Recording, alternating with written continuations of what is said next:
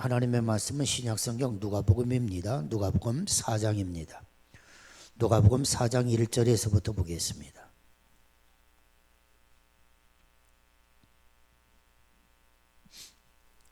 신약성경 92쪽 또는 93쪽 이렇게 되겠습니다. 누가복음 4장 1절로 13절까지 봅니다.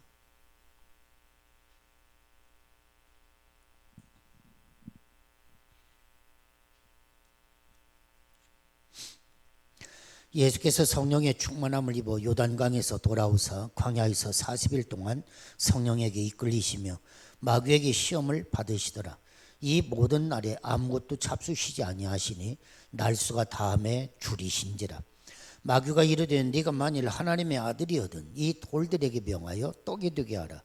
예수께서 대답하시되 기록된 바 사람이 떡으로만 살 것이 아니라 가였느니라. 마귀가 또 예수를 이끌고 올라가서 순식간에 천하 만국을 보이며 이르되 이 모든 권위와 그 영광을 내가 너에게 주리라. 이것은 내가 내게 넘겨준 것이므로 내가 원하는 자에게 주노라. 그러므로 네가 만일 내게 절하면 다 네 것이 되리라. 예수께서 대답하여 이르시되 기록된 바 주 너희 하나님께 경배하고 다만 그를 섬기라 하였느니라. 또 이끌고 예루살렘으로 가서 성전 꼭대기에 세우고 이르되 네가 만일 하나님의 아들이거든 여기서 뛰어내리라. 기록되었으되 하나님이 너를 위하여 그 사자들을 명하사 너를 지키게 하시리라 하였고 또한 그들이 손으로 너를 받들어 내 발이 돌에 부딪히지 않게 하시리라 하였느니라. 예수께서 대답하여 이르시되 주 너희 하나님을 시험하지 말라 하였느니라. 마귀가 모든 시험을 다 한 후에 얼마 동안 떠나니라. 아멘. 여러분 어떻습니까? 그렇습니까? 그렇습니다. 여러분 그렇다면 십자가 정신으로 산다는 게 무엇을 의미하겠습니까? 오늘은 사순절 세 번째 시간입니다. 십자가의 의미가 뭘까? 좀 더 우리가 깨달아 알았으면 좋겠습니다. 오늘 성경 말씀은 공생애를 시작하면서 예수님께서 당하신 고난, 예수님이 당하신 시험을 기록하고 있는 말씀입니다. 오늘 본문을 펼치면서 무엇보다도 먼저 당황스러운 게 있습니다.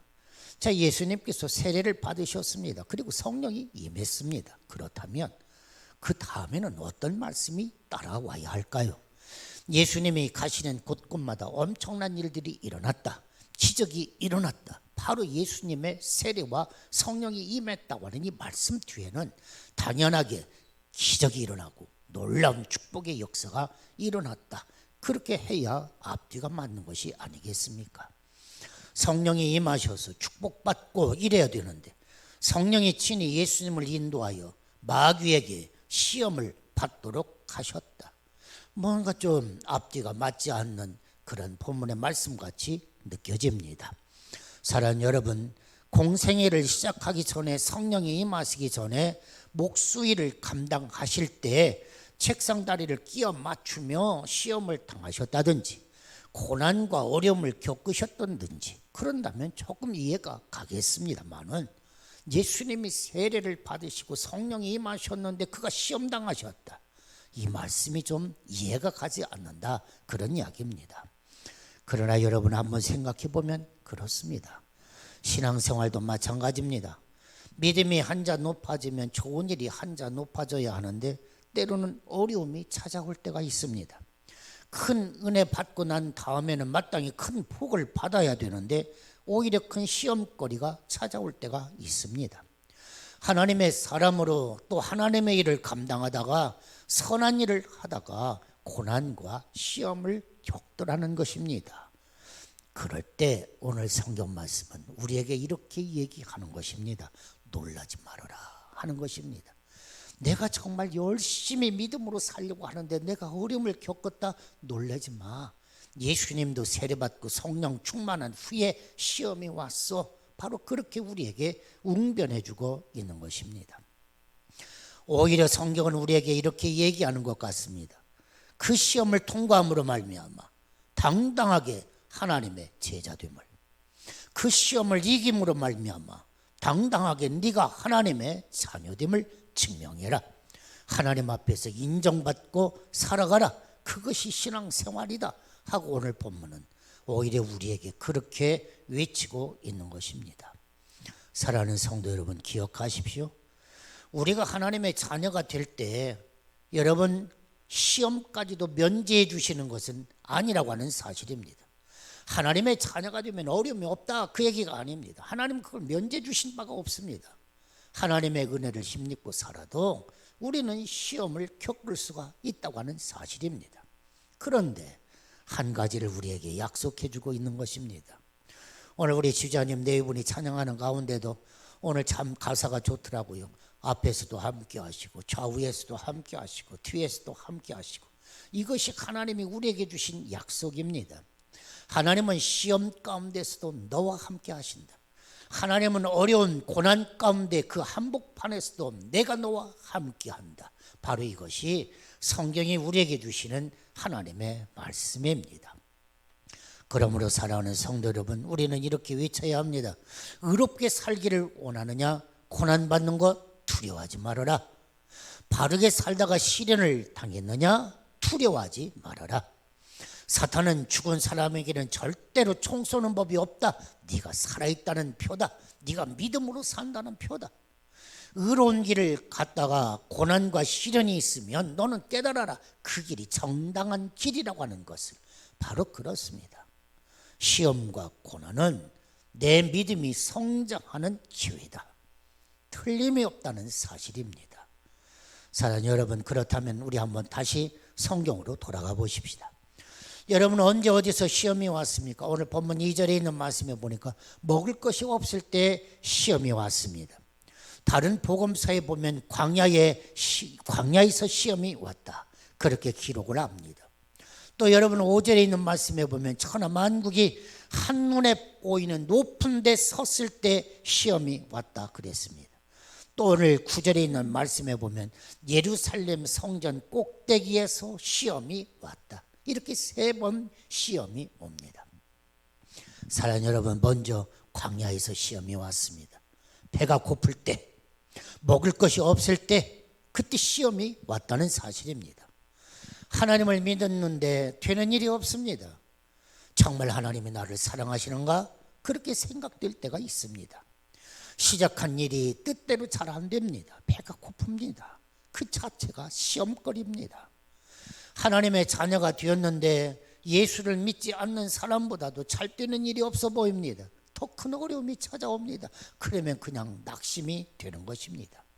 또 주변의 사람들이 조롱합니다. 네가 예수 믿고 잘 된 게 뭐가 있어? 이게 시험이라는 것입니다. 네가 예수 믿고 그리고 잘 된 게 있으면 이야기해봐. 참 할 말이 없는 것이죠. 사랑하는 여러분, 우리가 인생을 살다 보면 나이가 들고 경륜이 쌓여져 갑니다. 천하가 보이는 높은 곳에 올라갈 때가 있습니다. 이제 사탄에게 절 한 번만 꾸벅하면 세상의 권세가 손에 들어올 것만 같습니다. 영광이 손에 들어올 것만 같습니다. 이것이 시험이다. 오늘 성경은 우리에게 가르쳐주고 있는 것입니다. 요셉이 꿈을 꿨습니다. 여러분, 요셉의 꿈 이야기는 너무 잘 아시지 않습니까? 하늘의 해와 하늘의 별과 별들이 자기에게 절을 하더라, 이런 꿈입니다. 여러분, 당시에는 또 중동의 그때 당시의 사회는 태양신을 섬겼습니다. 태양에게 절을 했어요. 달을 섬겼습니다. 별을 섬겼습니다. 그런데 여러분 보십시오. 어린 요셉은 그 신으로 섬기는 해와 그리고 달이, 별이 자기에게 절하는 꿈을 꾸었다. 그렇습니다. 세상의 모든 사람들이 돈에게 굴복하고 살아가는데 그 돈이 나에게 절을 하는 꿈을 꾸었다, 그런 이야기입니다. 모든 권세 있는 자들 앞에 무릎을 꿇고 살아가는데 요셉은 오히려 그것들이 내게 절하는 꿈을 꾸었다, 이 꿈을 가지고 요셉은 살아갔던 것입니다. 사랑하는 여러분, 시험은 광야에서만 오는 것이 아닙니다. 시험은 세상 한복판 일터에서만 오는 게 아닙니다. 놀랍게도 시험은 성전 꼭대기에서도 왔습니다. 예배드리다가 시험이 옵니다. 교회를 섬기고 봉사하다가 시험이 옵니다. 찬양하다가도 시험이 옵니다. 설교를 듣다가도 시험이 옵니다. 일이 안 될 때도 시험거리가 있지만 일이 잘 될 때도 시험거리가 있습니다. 우리는 하나님 앞에 설 때까지 시험 속에서 사는 존재다 하는 이야기입니다. 그러므로 우리는 우리의 인생을 잘 경영할 줄 알아야 됩니다. 우리의 믿음의 삶도 잘 경영할 줄 알아야 되고 우리 인생의 절정기에도 경영할 줄을 알아야 됩니다. 힘들고 어려울 때 낙심하지 말아야겠지만 형통할 때에도 잘 인생을 경영해야 하는 것입니다. 사랑하는 여러분, 한번 오늘 성경을 다시 한번 보십시오. 시험에 한번 걸려주기만 하면 마귀가 주는 것이 참 많은 것 같습니다. 돌이 변하여 떡이 되리라. 오늘 사탄은 그랬어요. 야, 나는 돌덩이가 변하여 떡이 되게 할 수 있다. 너 떡 필요하지? 절 한번 해. 그러면 떡을 주마. 그런 이야기입니다. 어떻습니까? 비정상적인 수입이 올 때 쾌감이 있지 않습니까? 인기가 하늘을 찌릅니다. 꼭대기에서 뛰어내려도 다치지도 않습니다. 이야, 인생 살다가 저 정도는 돼야지. 세상 사람들이 부러워합니다. 권위와 영광이 따르게 됩니다. 마약처럼 나를 매몰시키고 끌고 다닙니다. 이것이 사탄이 주는 권세요, 사탄이 주는 물질이더라, 그런 것이죠. 오늘 본문 6절에 보면 복 재미있는 말이 나옵니다. 제가 한 번 더 읽자 그랬죠. 권위와 영광, 이것은 내게 넘겨주신 것이므로 내가 너에게 준다, 그런 이야기예요. 여러분 6절에 있는 이야기를 한번 다시 한번 보시기를 바랍니다. 이르되 이 모든 권위와 그 영광을 내가 너에게 주리라. 이것은 내게 넘겨준 것이므로. 여러분 이 대목을 잘 한번 보십시오. 이것은 내게 넘겨준 것이므로 내가 너에게 주겠다는 것입니다. 여러분, 내게 넘겨줬다, 이게 무슨 이야기입니까? 하나님께서 에덴 동산을 만드셨습니다. 아담과 하와를 만드셨습니다. 그리고는 하나님의 모든 권세를 아담과 하와에게 주셨습니다. 그런데 아담과 하와가 하나님의 말씀 앞에 순종하지를 아니했어요. 오히려 아담과 하와가 마귀 앞에 엎드려 절을 했습니다. 그래서 아담과 하와에게 주어진 이 권위와 영광이 누구에게? 사탄에게 갔다, 그 얘기예요. 그래서 이 마귀가 큰 소리 치고 있는 것입니다. 내가 이 세상 모든 것들을 줄 수 있다, 내게 그걸 줬어 하고 이야기하는 것이죠. 여러분 참 기가 막힐 노릇인 것입니다. 오늘 본문 3절과 9절에 반복되는 말이 또 나옵니다. 네가 만일 하나님의 아들이었든. 사랑하는 여러분, 이 한마디 말 속에 마귀가 우리를 시험하는, 낙심시키는 목적이 있고 방법이 있습니다. 네가 하나님의 아들이라고 한다면 만사가 잘 돼야 하잖아. 네가 하나님의 아들이라고 한다면 만사가 형통해야 하잖아. 편안해야 하잖아. 그런데 왜 네 모양이 욕골이야? 너 하나님의 아들이 맞아? 하고 사탄이 조롱하는 것입니다. 하나님이 너와 함께한다는 구체적인 증거가 나타나야지. 왜 네가 고난당하고 있어? 십자가 지고 살 게 뭐 있어? 사탄은 이렇게 얘기하는 것입니다. 참 매혹적인 말이죠. 네가 하나님의 아들이 맞니? 그런데 왜 네가 그렇게 고난당하고 힘들어? 그러고 이야기하는 것이죠. 너는 하나님의 사람이 아니야. 그만큼 믿었으면, 그만큼 충성했으면 그게 아니지, 그런 이야기예요. 그런데 왜 너에게 십자가가 찾아와? 네가 하나님의 아들 맞니? 얼마나 근사한 말입니까? 그러면서 사탄은 뭐라고 이야기합니까? 십자가 지지 않고도 출세할 수 있어. 십자가 지지 않고도 성공할 수 있어. 그런 길이 얼마든지 있는데 왜 너는 그러고 있는 거야? 나에게 절 한 번만 해 하고 사탄은 이야기하는 것이죠. 사랑하는 여러분, 하나님의 사람들이 십자가를 버리고 살라는 것, 이게 시험입니다. 이게 유혹입니다.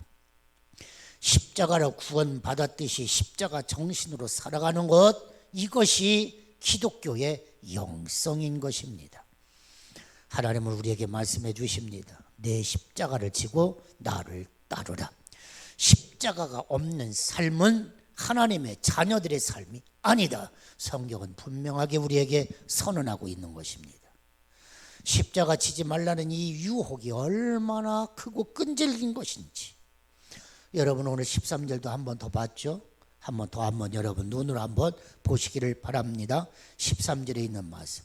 마귀가 모든 시험을 다 한 후에 그 다음에 여러분들이 한번 읽어보십시오. 얼마 동안 떠나니라. 참 여러분 이 말씀을 한번 보시면 마귀가 시험을 했는데 예수님이 이기셨습니다. 그러면 마귀는 깜짝 놀라고 도망가고 끝나야 합니다. 그리고 영원히 승리해야 됩니다. 그런데 성경은 아니에요. 얼마 동안 떠났다는 이야기는 무엇입니까? 또 올 수 있다 그 얘기입니다. 얼마 동안 떠나니라 그랬어요. 여러분 고난이 시험이 끝난 게 아니라 얼마 동안 떠났다 그런 이야기예요. 얼마 동안 떠난 것이지 시험이나 고난이 아주 끝났다는 이야기가 아닙니다. 예수님께서 마지막에 십자가에 달리실 때 이놈의 사탄이 또 등장합니다. 한번 여러분 잘 한번 기억해 보시기를 바랍니다. 좌우편에 강도가 있었습니다. 그런데 한 강도가 마귀의 말을 빌려서 이야기를 합니다. 네가 하나님의 아들이었든. 깜짝 놀라지 않습니까? 여러분 지금 이 이야기가 어디서 나온 이야기입니까? 광야에서 사탄이 예수님을 시험할 때 한 이야기입니다. 네가 하나님의 아들이거든. 그런데 예수님이 십자가에 달리셨을 때 이 사탄은 한쪽에 있는 강도의 입을 통해서 또 예수님에게 이야기합니다. 네가 하나님의 아들이라면 십자가에서 내려와. 그런 이야기죠. 그리고 너를 구원해. 네가 하나님의 자녀인 것을 한번 증명해 봐. 그리고 나처럼 불쌍한 사람도 살려줘야지. 유혹을 합니다. 우리가 하나님의 자녀로 첫걸음을 내딛는 순간부터 시험은 오고 마지막 죽을 때까지 이 시험은 나를 따라다닌다고 하는 사실입니다. 사랑하는 여러분 어떻습니까? 오늘 우리가 살아가는 이 시대, 이 사회 어떻습니까? 돌을 가지고 떡 만들기를 열광하는 수많은 사람들. 그게 오늘의 신문을, 오늘의 뉴스거리를 장식하고 있지 않습니까? 어떻게 하면 이 돌덩어리를 가지고 떡을 만들 수 있을까? 열광하는 사람들의 이야기가 세상 이야기입니다. 어떻게 해서든지 한 자리 얻어보려고 몸살하는 사람들. 줄만 잘 서면 아무런 자격이 없는 사람들도 근사한 자리를 얻을 수 있는 이 세상. 정당하게 그 자리에 앉아있는 사람들을 부끄럽게 하는 세상. 고난의 길을 한 걸음 한 걸음 걸어가며 이 세상을 진실하게 성실하게 살아보려고 하는 사람들을 부끄럽게 하는 오늘 이 사회. 여러분 마찬가지입니다. 복음이 없는 기적도 마찬가지입니다. 말씀이 없는, 성령이 없는 교회의 프로그램. 그렇게 해서 부흥하는 것, 만사가 잘 되는 것, 그게 시험이다. 성경은 그렇게 이야기하는 것입니다. 피를 흘려야 할 때는 피를 흘려야 얻는 것입니다. 울어야 될 때는 울고 얻는 것입니다. 아파할 때는 아파하면서 함께 그 길을 걸어가야 하는 것입니다. 메시아, 오늘 예수님에게 시험을 걸어옵니다. 마귀에게 한 번만 절하면 너에게 권위도 주겠다, 영광을 주겠답니다. 그러나 여러분 한번 생각을 해보십시오. 예수님이 얻을 그 권세와 예수님이 얻으실 그 영광이 마귀에게 절하고 얻는 것입니까? 아닙니다. 예수님의 권위와 예수님의 영광은 십자가에 달리시고 십자가에서 피를 흘리시고 그 십자가 피가 능력이 되어서 마귀를 짓밟고 마귀를 이기고 물리치고 얻는 권세요, 얻는 영광이지. 마귀에게 절하고 얻는 영광이 아니요, 권위가 아닌 것입니다. 우리가 예수님께서 사탄에게 마귀에게 절을 하고 권위와 영광을 얻었다고 한다면 우리의 구원은 없는 것입니다. 그러나 예수님은 십자가에 달리셔서 피 흘리시고 죽기까지 하나님의 거룩하신 뜻을 이루시고 사탄을 짓밟아 버리시는 그 권위와 능력, 그래서 우리가 구원을 받는 것입니다. 사랑하는 여러분, 나사렛 예수의 이름으로 명하노니 악한 사탄아 떠나갈지어다. 그래서 우리에게는 주께서 이런 권세를 주셨습니다. 사랑하는 여러분, 사탄아 물러가라. 우리는 외칠 수 있어야 하는 것입니다. 여러분, 한눈에 찾아오는 영광은 없습니다. 그냥 일확천금처럼 찾아오는 영광은 없다, 그런 이야기입니다.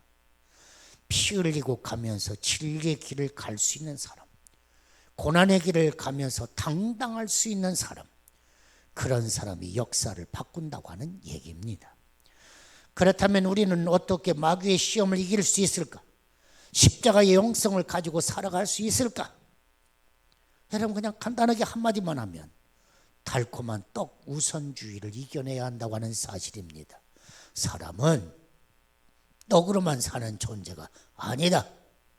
이 말은 하나님의 자녀들에게 적어도 떡보다 중요한 게 더 많다, 이런 선언이 있어야 한다고 하는 사실입니다. 여러분, 오늘 말씀하고는 조금 동떨어진 이야기 같습니다만은 여러분, 요리라고는 한번 단어를 생각을 한번 해보십시오. 참 우리 교회는 집사님들 참 요리를 잘하시는 집사님들, 우리 권사님들 많습니다. 이 요리라고 하는 단어를 보면 헤아릴려, 다스릴리. 여러분, 그러고 보면 우리의 삶의 자리는 주방에도 정치가 들어와 있고 가정에도 정치가 들어와 있고 모든 살아가는 삶의 자리가 정치라고 하는 것을 우리는 또 한번 이해해 보게 되어집니다. 가정주부가 헤아릴려, 여러분 양념도 적당하게 헤아려서 그래서 잘 맞춰줘야 합니다. 다스릴리, 불꽃도 잘 조절을 해야 합니다. 약불로 할 건가, 중불로 할 건가, 강불로 할 건가. 그래서 요리가 나오는 것이죠. 거기서 나온 것이 일품 요리가 되는 것이죠. 마찬가지예요, 요리. 사랑하는 여러분, 우리가 살아가는 삶의 자리는 어떻게 보면 이런 정치 원리, 그래서 어떻게 보면 우리가 산다는 것은 정치를 잘해야 하는 것입니다. 바를 정자, 다스릴 치, 그렇지 않아요. 바르게 잘 다스려야 한다. 바르게 잘 다스리는 것이 무엇입니까? 백성을 잘 살게 하는 것입니다. 그런데 여러분, 백성을 잘 살게 한다, 한번 생각을 해보십시오. 무엇을 먹을까, 무엇을 입을까, 무엇을 마실까? 이것이 과연 백성을 잘 살게 하는 것일까? 그것도 중요합니다. 그러나 그것보다도 더 중요한 것은 국가의 대계입니다. 국가의 꿈이 뭐냐? 민족의 꿈이 뭐냐? 이 백성의 꿈이 뭐냐? 영원히 살 길이 뭐냐? 오늘 당장 사는 것이 아니라, 먹고 마시는 것이 아니라 영원히 함께 잘 살 수 있는 게 뭐냐? 더 큰 그림이 있어야 한다. 바로 그런 이야기입니다. 옳습니다. 귀신에게 홀리지 않고 바른 가치관을 가지고 살아갈 수 있는 영성, 국민을 배려할 줄 알고 약한 자들을 보듬어 안아줄 줄 아는 영성, 하나님 나라 가치를 가지고 기독교적인 가치를 제대로 실천해 갈 수 있는 영성, 바로 이것이 바른 정치, 바른 삶이다, 바른 신앙생활이다, 바로 그런 이야기입니다. 이것이 십자가의 영성이라고 하는 사실입니다. 하나님을 이용하여 큰 소리 빵빵 치는 사람이 많습니다. 가짜들입니다. 신앙은 결코 도구화할 수 없습니다. 신앙을 도구화할 수 없다, 이 원칙이 분명해야 하는 것입니다. 신앙을 지키기 위해서, 진리를 지키기 위해서 내가 십자가를 지는 사람, 당당히 손해보는 삶, 헌신하고 죽어지는 삶, 그것이 제자들의 길이요 십자가 영성입니다. 사람은 사랑해야지 사람을 이용하면 안 됩니다.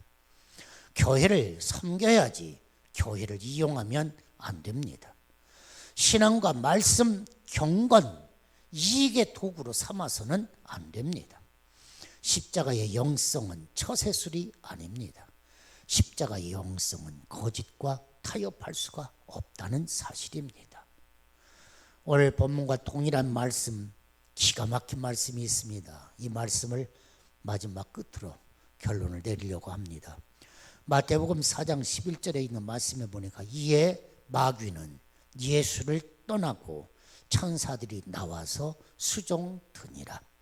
오늘 본문은 누가복음을 보았습니다만은 이 예수님의 이 시험의 이야기가 마태, 마가, 누가에 다 기록이 되어 있거든요. 근데 마태복음에서는 마지막을 이렇게 기록했습니다. 마귀는 예수님을 떠나가고 천사들이 나와서 수종 들더라. 이렇게 끝맺음을 합니다. 시험을 이겼습니다. 마귀가 떠나더라는 겁니다. 시험을 이겼습니다. 그랬더니 천사들이 와서 수종을 들더라는 것입니다. 그렇습니다. 사랑하는 여러분, 시험을 이기는 성도가 다 되기를 간절히 바랍니다. 그러면 시험을 이기면 뭐가 떠나간다고요? 마귀는 떠나가고. 시험을 이기면 누가 수종을 든다고요? 천사가 수종 들더라. 사랑하는 여러분, 오늘 이 시대에 참 혼탁한 시대를 살아가고 어려운 시대를 살아가지만 그러나 우리가 천사가 수종드는, 천군 천사들이 수종드는 축복의 성도들이 되시기를 예수님의 이름으로 축원합니다. 기도합시다. 할렐루야. 하나님 감사합니다. 오늘 참 어려운 시대를 살아갑니다. 그러나 달콤한 한마디에 넘어가는, 도리변화에 똑덩이 되는 것을 좋아하는 시대, 그 시대 속에서도 믿음을 하나님 간직하게 하시고 소망 가운데 오늘을 참으며 더 큰 아름다운 그림을 그릴 줄 알고, 사랑은 그 자체로 사랑으로서 완성되는 것입니다. 사랑은 이용하는 것이 아닙니다. 항상 그래서 믿음과 소망과 사랑으로 영원한 승리자 되기로 인도하여 주옵소서. 예수님의 이름으로 기도합니다. 아멘.